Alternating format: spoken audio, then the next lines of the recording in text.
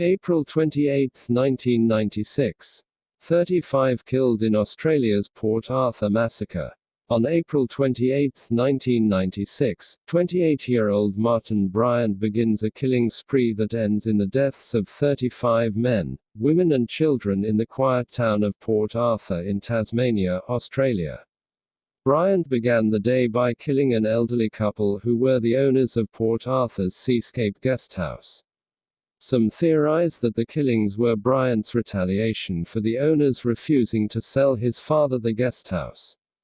Bryant's father later died by suicide, an action Bryant is said to have blamed on his depression over not being able to buy the property.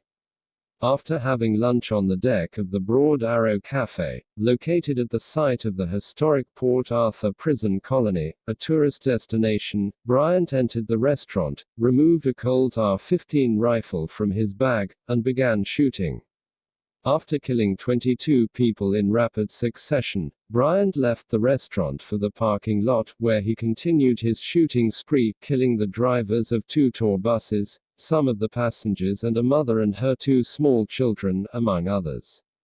On his way out of the parking lot, he shot 4 people in a BMW and drove the car to a nearby gas station, where he shot 1 woman and took a man hostage, before driving back to the Seascape Guesthouse.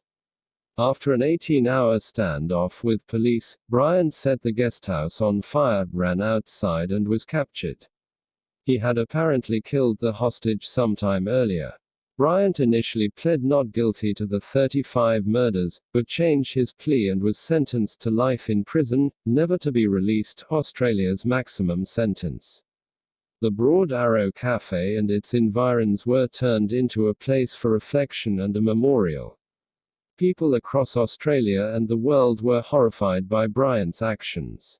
In the hopes of preventing similar crimes, gun control laws in many areas of Australia were significantly strengthened in the aftermath of the tragedy. Copyright History.com